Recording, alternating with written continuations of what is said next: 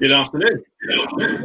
The CG Tech webinar with the Virtulab. Today we've got special guest, Dany de Barros from Prommac with us. Before we do the introductions, I'll just do the normal rule, where to find us. We're on Facebook, we're on YouTube.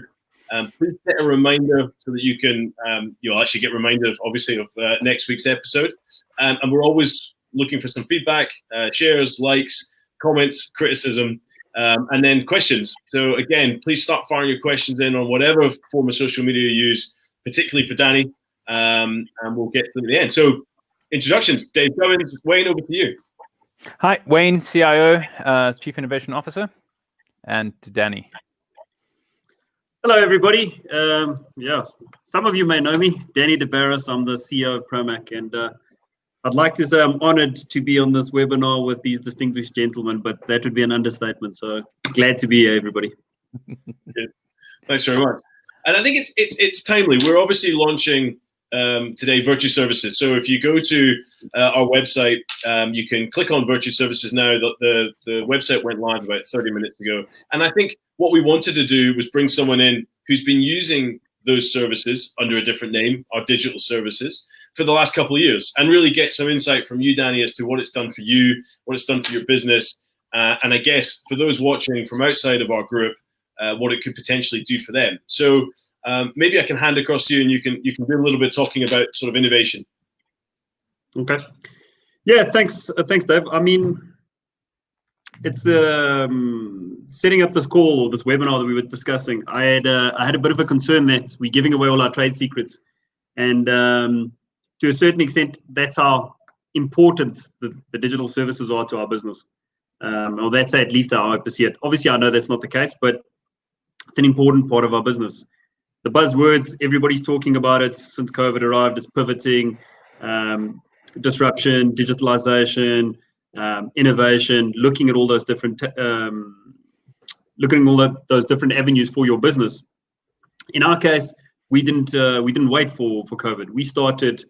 Actually, before I even arrived, we had started on this path of trying to innovate our business, trying to take what we do, look at it critically, ask the right questions, and then put a digital spin on it so we can try and become better at what we do, safer and more efficient. So many years ago, we started with the pretty basics. We started just in terms of trying to use some of the services to help educate our guys and train our guys. We've obviously evolved that, and we've built on that, and we're now doing quite a lot, which you guys can all have a look at on the Virtuservices website. So we'll go into a little bit of details of the different services. Yeah, and for us, it's been fundamental. Our business is not what it was 3 years ago. It's not what it's going to be in 12 months. And it's a lot of it is down to the digital services that we get from Virtuservices. They're part of the family. We talk about your ugly cousin or your ugly sister. They're the pretty one, right? We're the ugly one in this relationship. So they are the pretty sister, and yes, they've got all the nice toys. So we like to come visit and play with the toys every now and again. And if we can learn a new skill doing it or improve our services to our clients, our value add, then that's what we do.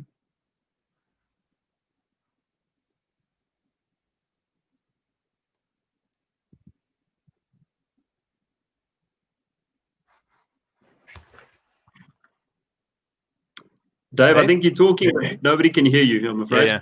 I thought it was maybe me. God. I've been doing this long enough now to have unmuted. I was actually just saying, perfect segue from the pretty sister through to introducing Wayne to talk over some of these services that we've got videos for. So what I'll do is I'll bring up the video. We'll let Wayne really talk us through it, and then back to Dany to find out how you guys have integrated that particular service. So Wayne, software development, I'll play the video.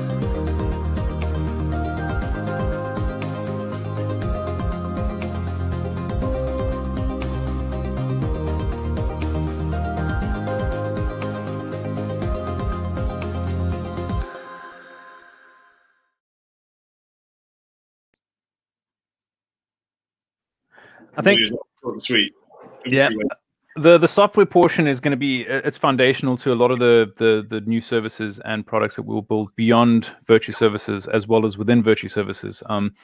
We have now onboarded full-time very clever guys across multiple disciplines of software development, so that we can do everything from data analysis, we can do everything from getting some real value to businesses and analyzing trends to how the business operates, and everything from there down to creating databases to store data, to automate processes within the business, to get way more efficiency in, and getting that bridge between machine learning and human interaction, so that we can get machines doing what they're really good at and getting people doing what they're even better at, doing the creative and the core thinking stuff.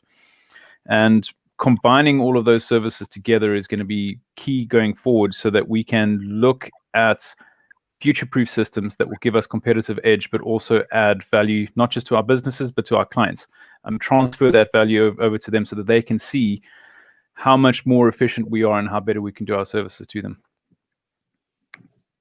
Cool. And I guess, Dany, then we're going to keep bouncing back and forth from each other, but some of your thoughts on that side of the business?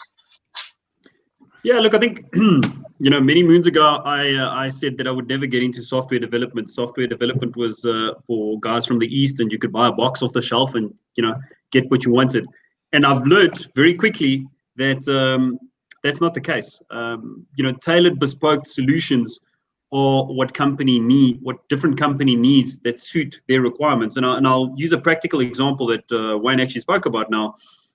We obviously constantly look at ourselves to try and be critical of what we're doing, be critical of our processes, be critical of our procedures, and look at avenues to try and improve those. And one of the areas that we spent quite a lot of time doing quite a lot of studies on was on our efficiency. So whether we're working on a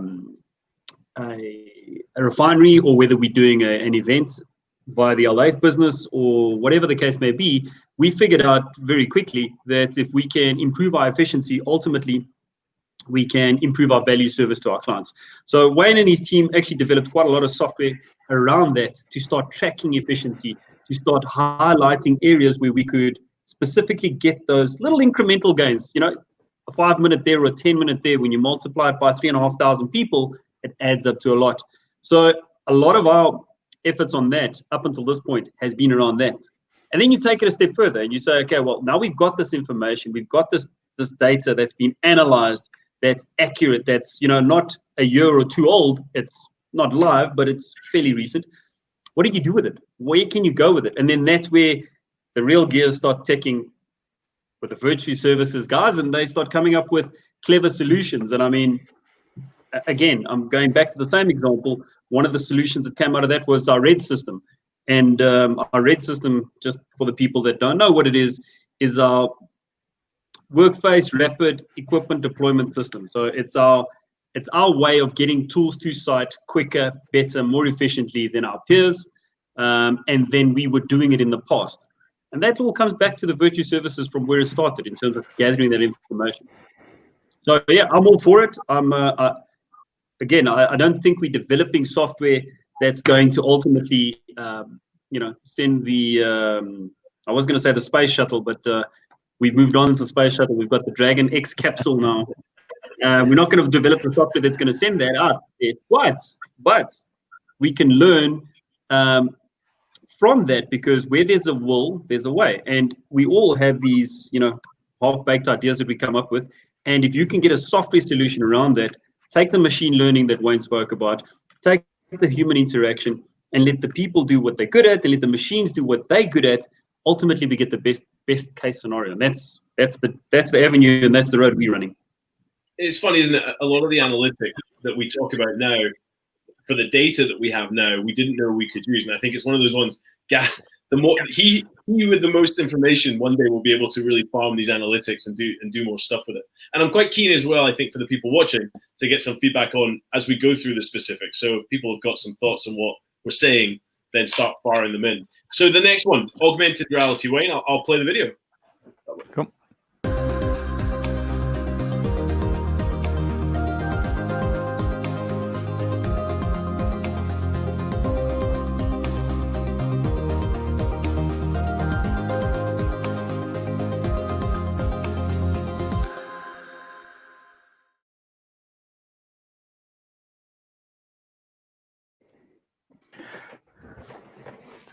Cool, nice. So yeah, that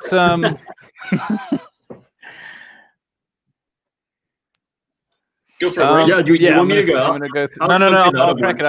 I can hear someone's voice note. Someone's on a hold on a call somewhere. Yeah, so the augmented reality stuff is that one is specifically around festivals, and what we're looking at doing is incorporating technology that people are now getting more familiar with. Augmented reality a year ago is more common than it was 5 years ago. 5 years ago, a lot of people didn't really know what it was or how they could use it, and a game like Pokemon Go really brought it into the mainstream of general consumer usage and made it a household name. And utilizing technology that people are now familiar with that can still add a lot of value that you wouldn't get beforehand is key to driving success in customer interaction and engagement when it comes to things like festivals. But you can also use it. There'll be another clip that you could see later on when it comes to Auged and how we're working on construction sites as well, overlaying piping and key components in the work site so builders can make decisions quicker, visualizing projects before they actually hit the ground into the workspace through Magic Mirror for functionality in your phone also drives a lot of the decision around how to build things, how to plan things, and how to make things better in the long run. Yeah, and I guess, first of all, we have to thank TagSpace, our partners, for some of the material that we use on that video. But I guess, Dany, for you, and the question always comes, tech is brilliant, but it can't cost the client a fortune, and it has to be usable. And I guess we're getting to a stage, particularly with augmented reality, where we're seeing the prices come down, and I guess it's becoming usable now. Yeah, that's true. I think the early adopters are the guys that are going to pay the massive school fees. And we understand that doing this now, as things are becoming cheaper, it actually becomes cost effective for our clients. But ultimately, it's not only about our clients. And I think that's an important part of what we're learning here. Yes, the augmented reality drive so far have been in the event space, but on the industrial space, which is the space we're operating, we're fast getting to a stage where we can start getting the frontline workers smarter, better, with more access to real lifetime data that can help them do their jobs. So if you imagine taking an augmented reality, let's call it a drawing of an piece of equipment that the guy's looking at, and he puts on his AR headset, has a look at it, he can actually see what it looks like from the inside based on the drawings overlaid over the exact piece of equipment that he's looking at. So when you start getting to those kind of levels, and I don't want to say you're getting a smarter worker, but you're getting a more efficient and a more effective and more, you call it smarter because he's got access to more information live while he's in the field. And I think that's where this is going to go. And obviously, we want to play in that space. Yeah, absolutely. Wayne, I'll get ready for your next video, training videos.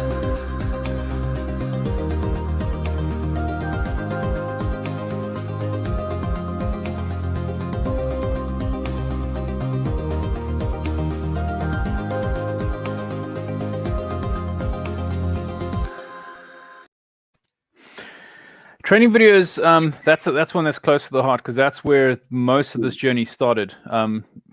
Back in the day when we were still utilizing this core technology within Prommac specifically, it was focused around training and how to empower workforces. And we know that across many mediums in different companies, different organizations, different project types, when you're working with large-scale construction environments, specifically like Lathe do, like Prommac do, one of your barriers to entry is either communication or language barriers with your workforce, especially if English isn't their first language.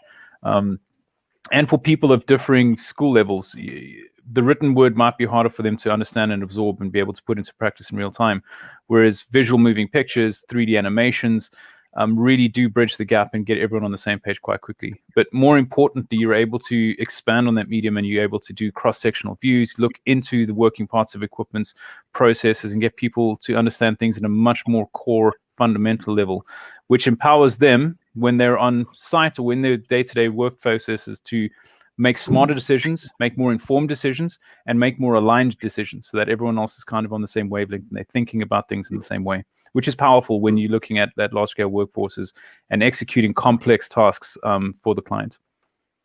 Yeah, and I guess, Dany, all the buzzwords there, the large workforce, complex tasks, they all fall pretty much into your line of work. So, I mean, is this something that you think takes off? Is this the kind of stuff that you get benefit from? Yeah, when I shared the link to this webinar many moons ago on Facebook, I did say that we possibly would let everyone have a look in our drawers, right? And this is the moment for us. And as Wayne rightfully put it, it's exactly, this is close to our heart. This is what got the bug started with us. And it's exactly as he says, large workforce, doing training that A, has an impact on the guy, B, he can understand, and 3, ultimately gives us the results that we have, which are, our safety statistics speak for themselves. Comes back down to the basics of what we do, which is around this. So very easy for us to quickly take a process or a system or a procedure, animate it, spend time with the development guys, put it in a format that it's easy to train the guys with. So it's not only just about doing a little video. It's not a little cartoon that we're building. It's not. It's more than that. It's how do we get the message across so the guys understand it. And then when you're doing 3,000 people and the message is consistent because it's now given on a digital format as opposed to a different body doing it all the time, you're getting the same message across to the guys. And that ultimately, consistency is what gives us the results that we have. So yeah, it is. This is literally looking in our drawers and finding the early digital stuff that we did.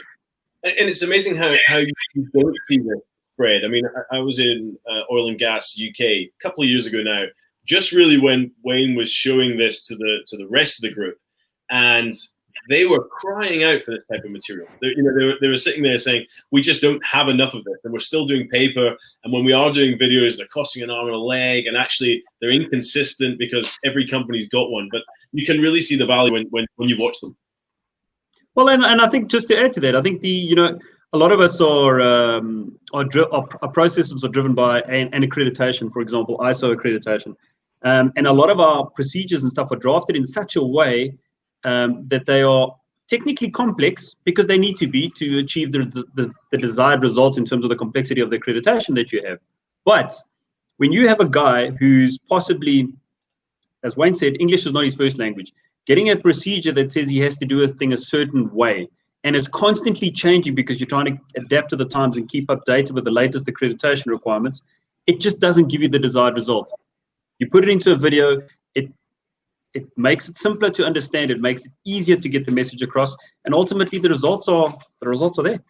Yeah. And so YouTube, sorry, just before you go, YouTube is becoming one of the biggest educators in the world, right? Everybody knows that.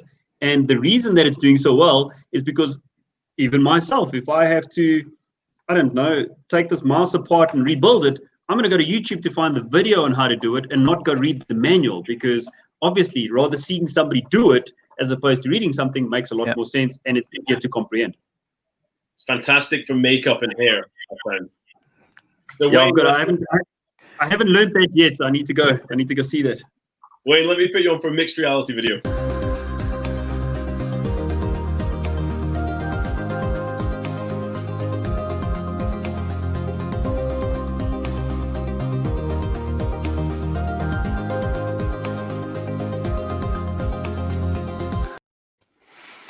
Yeah, mixed reality is a fundamental technology driver for us, in that what you saw in that video there was a good combination of virtual reality, augmented reality, and then true mixed reality as well. So it's overlaying holograms into the real world so that you supplement what you're already seeing around you, versus virtual reality, which is just enclosing everything around you and you completely isolating and simulating something 100% from the environment to the object to the model to the focal point. All of them used for different things, really. Your virtual reality is key to, if you want to do isolation or simulation training, rather than replicating or getting someone onto a very hazardous environment where there's high risk, there's high cost, there's high stress, lots of planning beforehand. You can get someone in their living room to step into an oil gas reactor system. And you can get them to do more than they would do on site. You can get them to look inside the system. You can get them to see it operating around them. They can stand in the middle of the flue of a furnace and have the flames rage up around them. Like, there's so much more impact that you get with it. A key finding that we had with both mixed and virtual reality was working at heist training. People, they've been doing the job for 20 years. They've looked at it on screen. They go, yeah, I know how to do that. You put them in a VR simulation, you take them 20 floors up and you let them look over the edge, and they get that vertigo, that sensation that they're about to fall. the first thing they do when they get to the stores to go to site is look for their safety harness. And that's the impact that you want. It's not just educational, it's impactful. It has emotion and feeling along with the actual education point that you want. And the same is true going from education right into planning, to simulation, to testing, trialing very expensive process systems. You can replicate results in a VR sim much quicker and much cheaper, and you can aggressively test multiple scenarios without having to reset up each time. So there's many benefits to using that sort of technology in the workflow.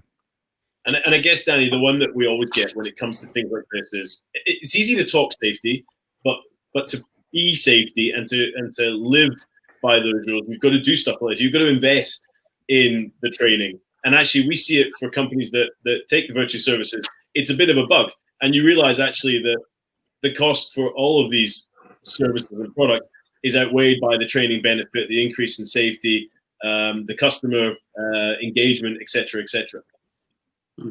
Yeah, it's exactly that.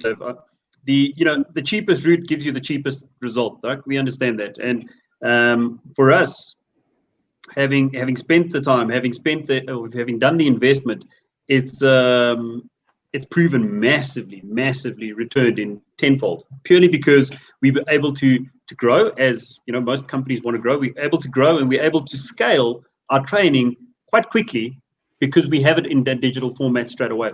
So, from a cost benefit analysis, if like me, many moons ago, most people know I'm an accountant, so bean counter, whatever you want to call it.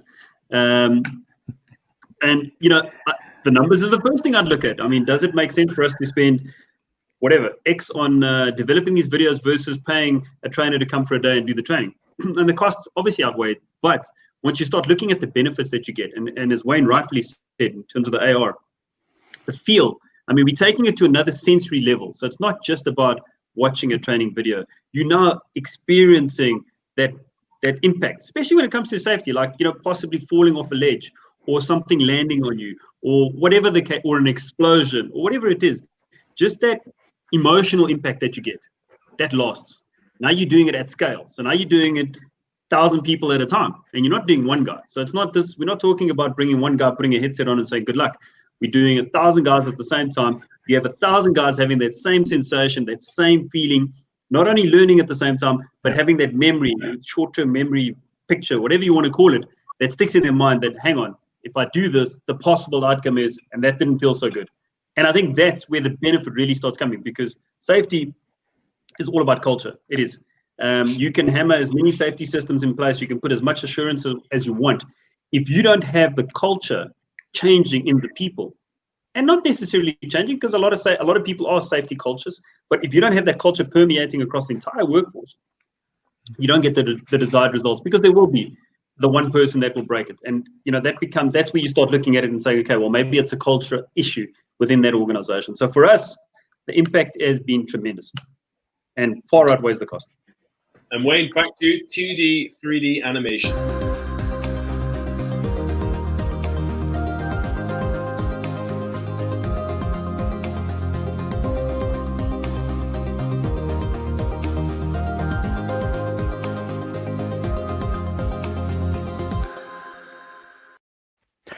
2D and 3D animations, it's quite a key one as well. And if you're looking at it out of the context of training, there's so much that you can do when you're talking about visualization. It could be data visualization, it could be product visualization, it could be design scope and visualization. A lot of that has got to do with helping pre-plan and build large-scale events like the LA team does, being able to get a customer to see that concept take and get it to merge off of a 2D piece of paper but into a 3D world where you can pull people into it. You can enact different scenarios, you can show different weather and different lighting and different contrast, you can change colors very rapidly. It allows for a much more involved, intricate and detailed design, execution, planning and post-mortem process on a project. So you can always go back and compare, this was the original design, this is what actually happened, what happened differently, how do we improve our workflows going forward. And again, looking at that efficiency, looking at getting that design, and then giving the customer something that they can then take to market. I mean, you can take those visual tools and you can market them, you can put them on your social media, you can then show your clients and their clients can show their clients, and it becomes something that it's very easy to have that domino effect where everyone can get the concept or grasp what you're trying to build very quickly because it's visual moving. And Dany, before I come to you, I'm going to put Wayne straight into 3D modeling, and then we'll sort of wrap both of those up in one.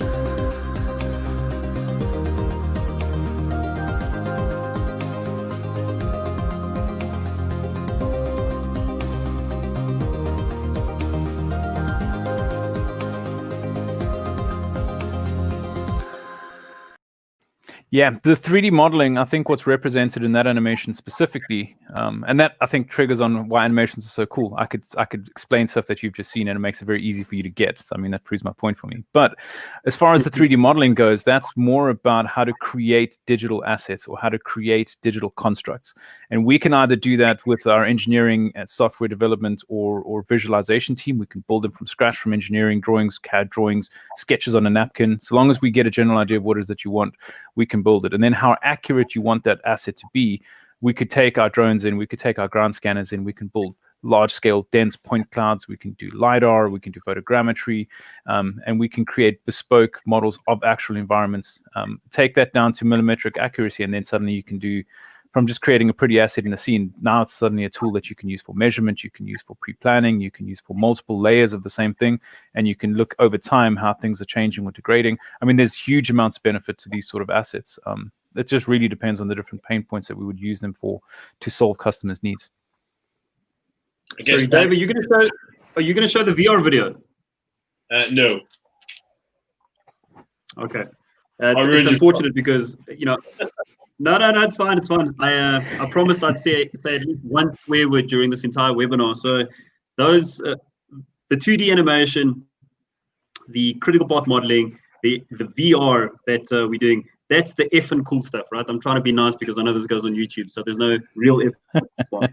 That's the really cool stuff. I mean, that's where we are now looking at not only what we were been doing on a digital basis or digital basis before, we're being critical on ourselves and we're asking different questions. So instead of asking the question, you know, what drill bit do you want? We start talking about the hole in the wall and how big the hole, where the hole, upside down hole. Do you really need the hole, or can you get away without the hole? So we're starting to, and again, I said I was going to use this buzzword, and I am going to use the buzzword. We're starting to sense make what we have. So I know I'm saying sense making, not making sense. We're taking what we have and we're starting to take it to the next level. Ask a deeper question, like, can you train the guy fully to become an artisan using virtual reality so that we can again start training at scale? And the answer is yes. And if you think of it in the past, you wouldn't have thought about that. You would have thought, okay, well, how do we take Joe Bloggs, who's got a certificate, whether he fabricated it or whether he actually has it, and how do we make sure that he's safe? No, we're taking it a step further. We're saying, right, yes, he's got a certificate, yes, he's good, but how do we make him better? How do we leave a lasting impact on him and ultimately his family and his community? And it's just, the whole circle just works. So that's the really, really cool stuff that we're doing, and I'm looking forward to what's going to come out of it. Cool. And we've got questions, but we are about to reach it. So I'll go back and answer those questions on the social streams. Wayne, I'm going to put you on the spot with 1 minute to go. What's next? What's the next big change that's coming, and what are we doing, I guess, through you and your team? Are you talking about for the Virtulab or just as addition to Virtuservices? Coming over the horizon. Well, internally as a business, we're developing a range of different suites and products beyond the Virtuservices. Virtuservices encapsulates what's possible in the market now. And in those, we're going to be using a lot more in terms of AI and machine learning. Those are very much going to be part of our general workflows very soon. Robotic process automation is going to be central to our businesses to get us a lot of really good efficiency and be able to execute that not just within the internal core unit, but take that down to the worksite unit as well. And our on-site efficiency will just skyrocket. There's just no way we can't. And then from the Virtulab, other suite of services, everything from digital platforms, everything from visualization tools, everything from, if you go to our website, you'll see that there's placeholder pages with announcements coming for VirtuWorks, VirtuPlan, VirtuView. There's a lot of really cool things that are on the horizon. So I'd advise everyone, watch the space, keep your eye on the socials. There's a lot of really cool announcements coming up soon.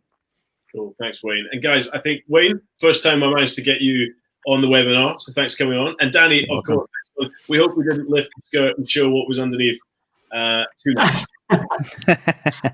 Nah, look, like I said, I have no problem that we're sharing the knowledge, because at the end of the day, we're one community. So use it, don't use it, it's there.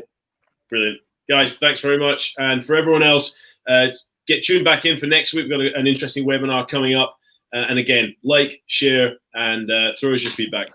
Thanks very much. Hey, ask for me to come back. Yeah. Yeah, we want that.